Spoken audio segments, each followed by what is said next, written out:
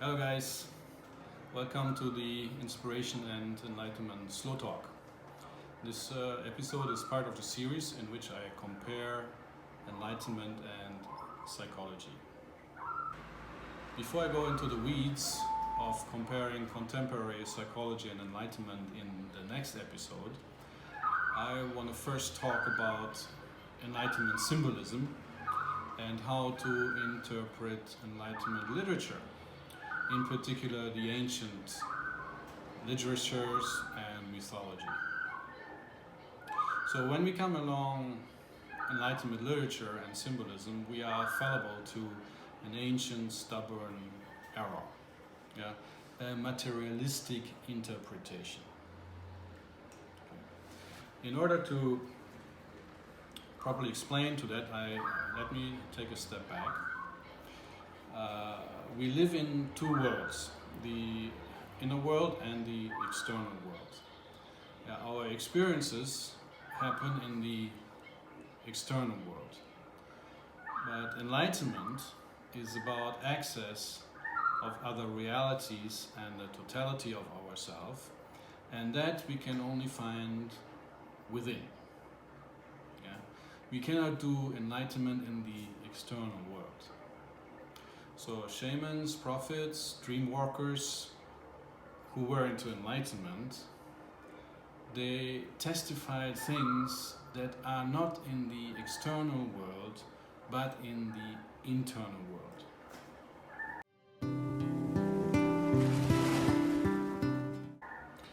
Let me give you a few examples.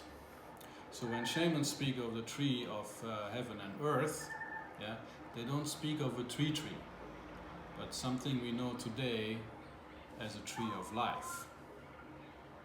A glyph that shows the hierarchy of the inner worlds. Atlantis. Atlantis resides in another reality. It is not on some ocean on planet Earth. Fairies.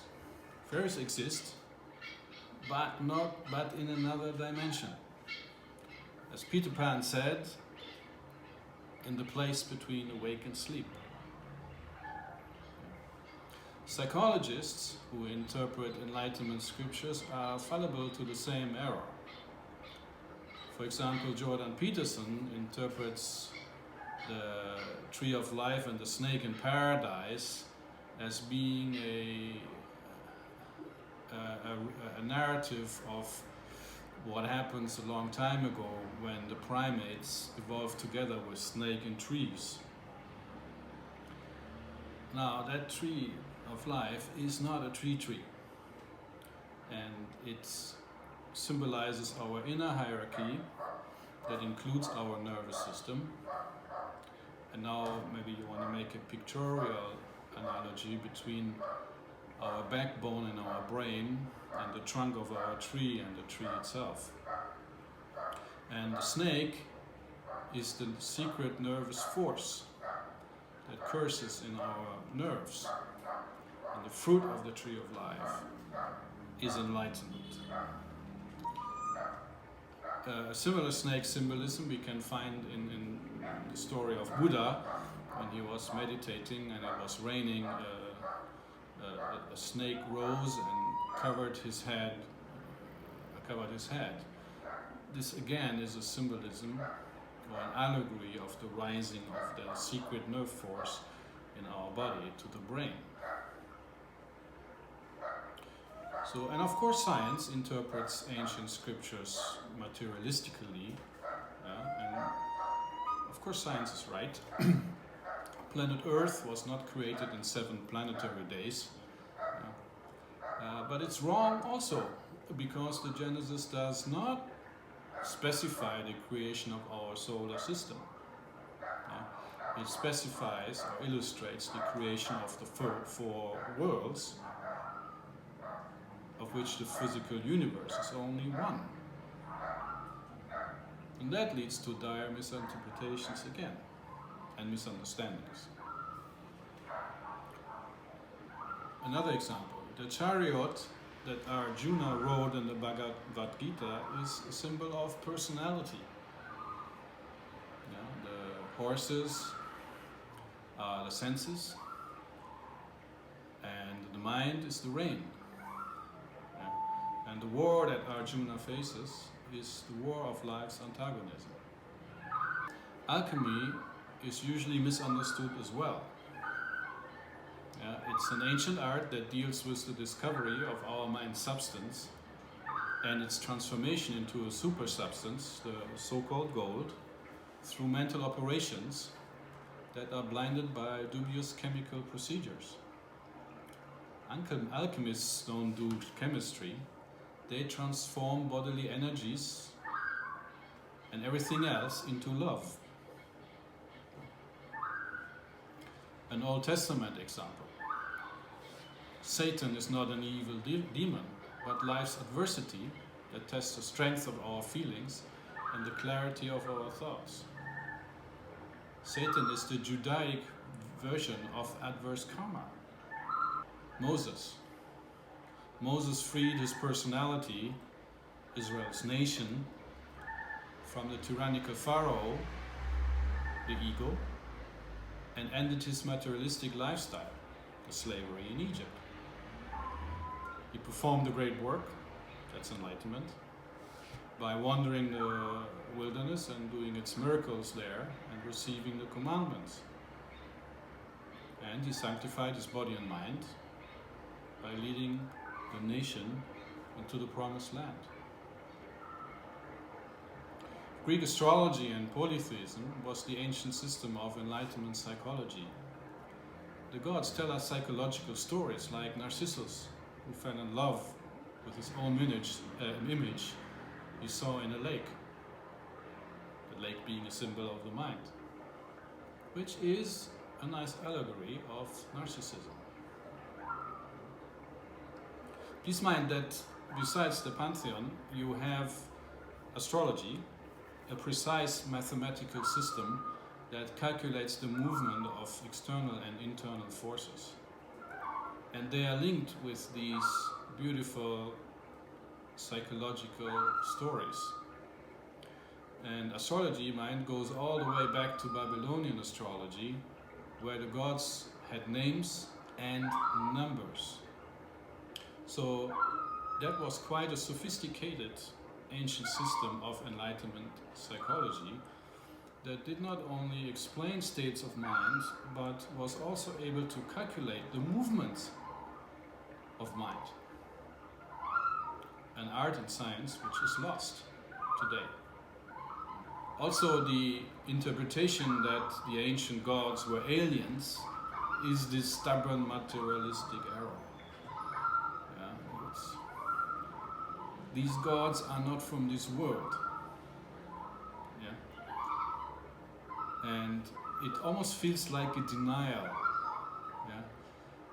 That people don't want to turn inside, and they don't want to look for truth and wisdom and understanding and enlightenment inside. It's almost like a denial.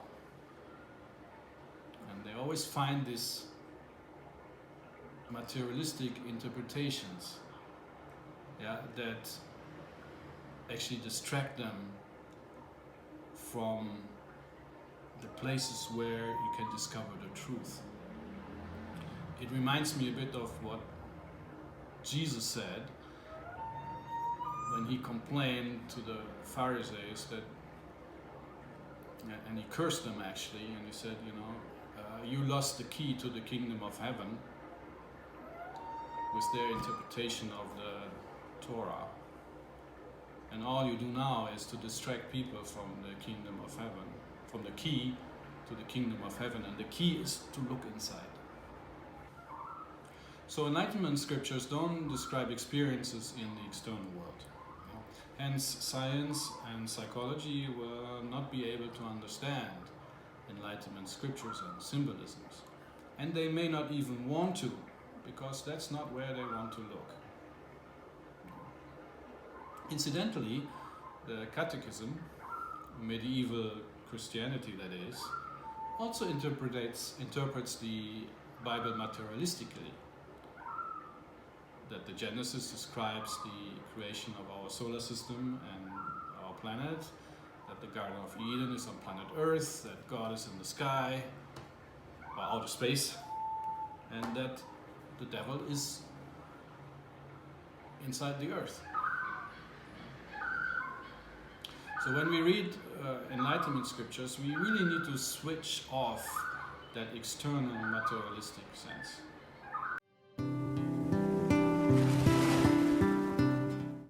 So in order to illustrate that, we need to look at where our mind really resides, because it does not reside in the physical universe. Let me give you a diagram. So the mind resides in a dimension or universe that is known as the Astral Universe, which is a parallel universe to this one here, and the two are in continuous exchange of energy, matter, and patterns. So why don't we know that the mind is not in the physical universe? Because the mind is usually occupied with itself, with its feelings and with its thoughts. But actually, if it can, and if we allow it to do so, it can expand consciously into the astral universe. It can go sideways. And that's what I meant earlier by that enlightenment provides access to other realities. And actually we do this every day, because dreams are, not all dreams, but some dreams are unconscious ventures into the astral universe, the native dimension of the mind. So when we expand our mind into its native dimension, the astral universe, we can find the blueprints of physical things and living beings, and discover secrets of life and consciousness. And what psychology today researches painstakingly with neuroscience and statistical experiments is up there for grabs. And that's why our forefathers and foremothers knew secrets about life and consciousness a long time ago, because they had access to this other dimension. Another reason for these misinterpretations and misunderstandings is that we get lost in translation. This is not trivial, because it's not only a matter of translation, but ancient languages, they did not have philosophical terms like we have today. For example, the term consciousness, or good or evil, or even God. Yeah? The Old Testament has no word for God. It has many God names, like Eheye, I am that I am, or Elohim, which means powers, or El, which means good. And this causes a serious dilemma, because how can prophets describe things they saw in other realities, or when they saw higher aspects of the totality of ourselves? How can they describe that? And the only way of doing that is by using allegories. So I want to give you a quote from Jeff Manner, an expert in ancient Hebrew, who draws attention to this unrecognized issue. Throughout the world, past and present, there are two major divisions of thought or philosophy: Western and Eastern. Eastern philosophy has its roots in the ancient past and was the predominant form of philosophy during the ancient world. The beginning of Western philosophy arose in the ancient Greek culture from such philosophers as Plato, Socrates, and Aristotle. As the Greek culture spread, so did Western philosophy, to the point that it has become the predominant philosophy throughout the world. The Hebrew wrote the Old Testament from the perspective of Eastern philosophy, but Christians have interpreted it with a Western philosophical mindset, the results being misinterpretations and mistranslations of the text. The same is true for poets. They face the same dilemma as prophets. What do poets convey? They convey feelings. How to describe feelings? Okay? All you can do is you create a mix of allegories, symbols, codes, and keywords to get the feeling across. Yeah. This is really the challenge, how to make the invisible visible, how to voice the ineffable, how to word something for what there is no word for. Yeah. Have you heard of Aki? That's a fruit. Yeah. How could I describe its taste to you if you have never tasted it? Yeah. I could explain that it has a buttery taste that resembles palm hearts or eggs, if cooked, but that's about it. You gotta taste it yourself if you want to know. See the problem? And Ezekiel and other prophets faced an even greater challenge. They had to put on paper states of mind that transcends common sense, transcends logic, transcends concepts of space and time. They had to defy language. Ezekiel dared to describe a multidimensional vehicle with wheels within wheels that could move without turning and, as it seems, in 4 directions at the same time.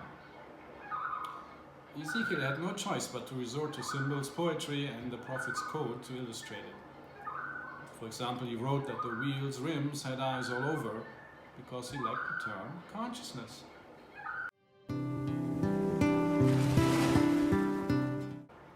So consciousness is really a good example for this dilemma. The first milestone of enlightenment is the discovery of the mind's substance, which is consciousness. How could these people who had no word for consciousness call that? Well, they choose the word light. Because having no consciousness means it's black. Yeah? There's darkness. Yeah? When we wake up in the morning, the lights go on. So let me translate John 1 to you. Yeah? So this is the original text. In the beginning was the Word. The Word was with God. The Word was God. It was with God in the beginning. All things were made by it, and nothing was made without it. In it is life, and life is the light of mankind. The light shines in the darkness, but the darkness comprehends it not. If you translate this into modern language, it would sound something like this. In the beginning was the ability to think. The ability to think was with the life force. The ability to think was life force. It was with the life force in the beginning. All things were made by it, and nothing was made without it. In it is vitality, and life is human consciousness. Consciousness shines in organic matter, but inorganic matter comprehends it not. Another reason for using story and allegories is they serve as mnemonic devices, like the story of Narcissus. Easy to remember. And you can explain that to children. If you give them a tractate about narcissism, they won't either understand or remember, but they can relate to the story of Narcissus.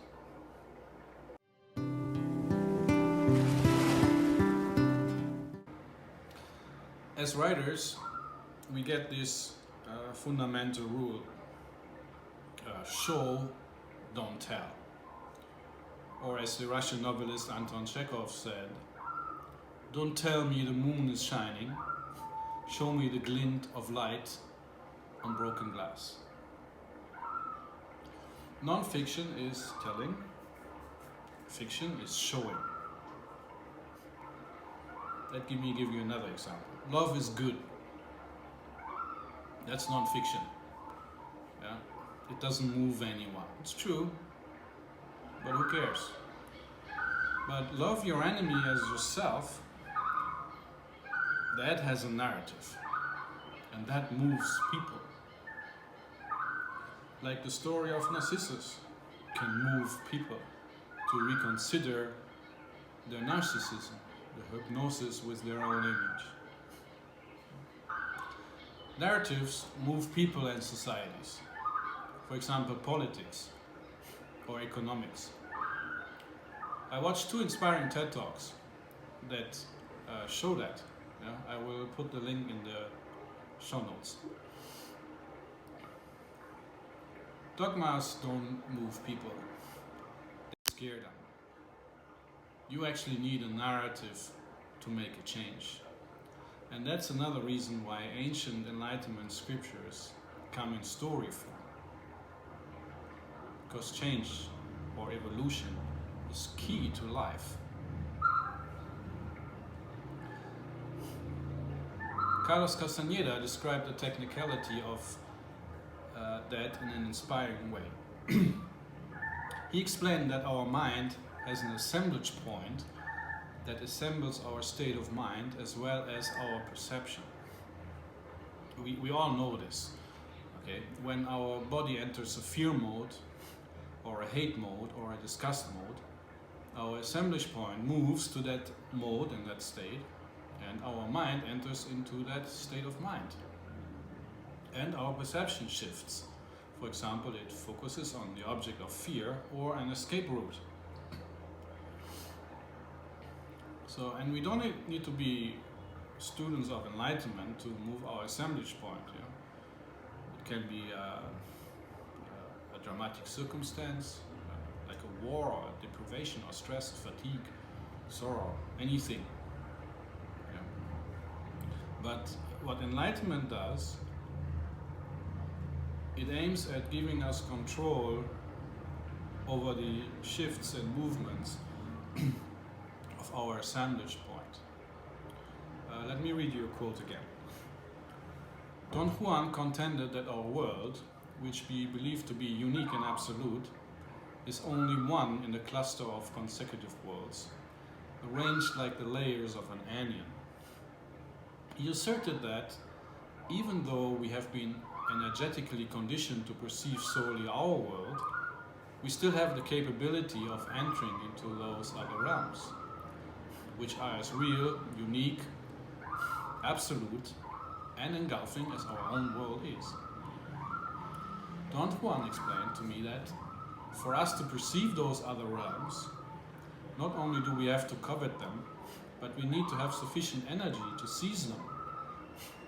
Their existence is constant and independent of our awareness, he said, but their inaccessibility is entirely a consequence of our energetic conditioning.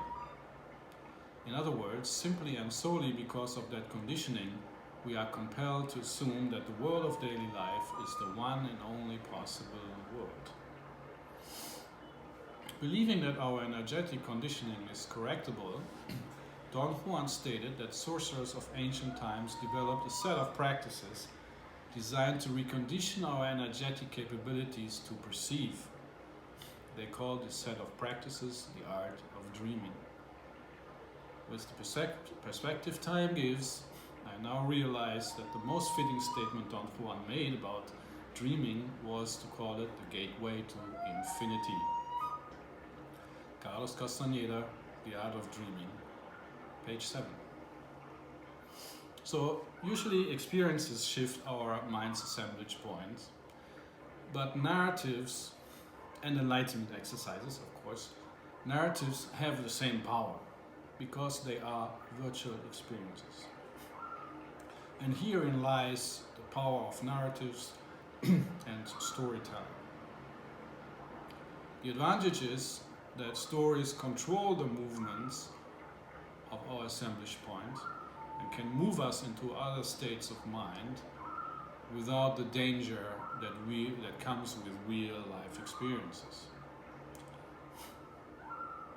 So what enlightenment aims at is liberating us from these external involuntary shifts. Yeah? So instead of shifting involuntary because of fear mode or disgust mode or anxiety mode, we control the shift by focus and try to shift upwards, inside and upwards. And how do we do that? Yeah, by creative imagination, positive thinking, positive feeling, meditation, and the art of dreaming. That's how we access other realities and unknown aspects of the totality of ourself.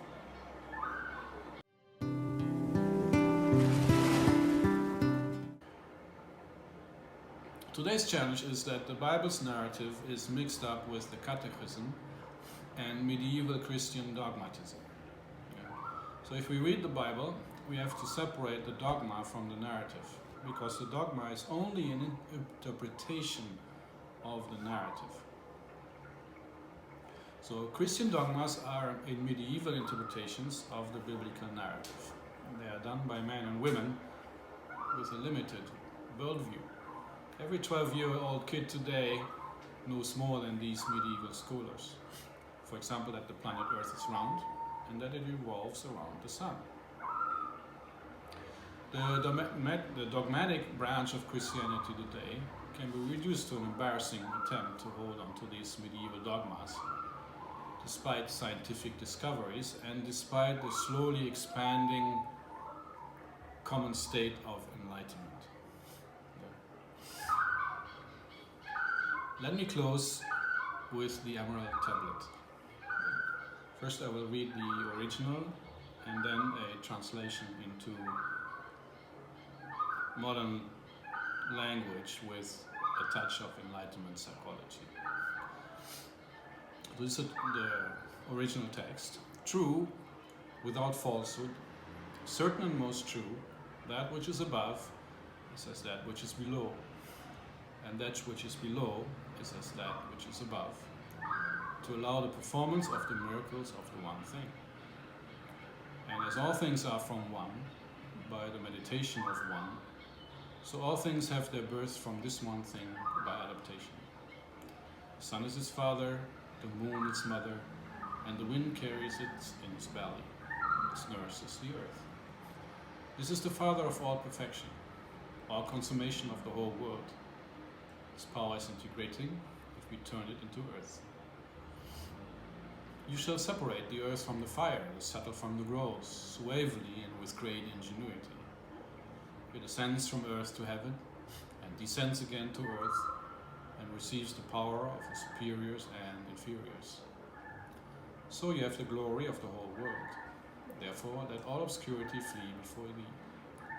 This is the strong force of all forces, overcoming every subtle and penetrating every solid thing. So the world was created. Hence were all wonderful adaptations of which this text is the manner. Therefore am I called her Mistress Megistus. I have the three parts of the philosophy of the whole world. What I have to say is completed concerning the operation of the sun. Wording by Paul Foster Case. So a transliteration could be something like this. True, without delusion, certain and most true, that which is in the mind is as that which is in the external world, and that which is in the external world is as that which is in the mind, for the performance of the miracles of the miracle substance. And as all things are from the Creator, by the meditation of the Creator, so all things have their birth from the miracle substance by fractalization. Intention is its father, imagination its mother. Intelligence matures it, physical results glorify it. This is the origin of all perfection or absorption of the entire universe. It integrates if it turns towards existence. The challenge is to separate existence from being, the subtle from the gross, educated and detail-oriented. It ascends from existence to being and descends again to existence and receives the powers of being and existence. That's how you receive the glory of the entire world and overcome any obscurity. It is the strong force of all forces that overcomes every subtle and penetrates every solid thing. This way, the world was created, and all wonderful fractalizations were made, the subject of these words. For this reason, I may call her Mistress Megistus, who knows the 3 levels of the consciousness of the whole world. What I have to tell is completed concerning the operation of cosmic intention. Thank you for watching this episode of the Inspiration and Enlightenment Slow Talk. Please help spreading the light with a like and share, and don't forget to subscribe. Love and light.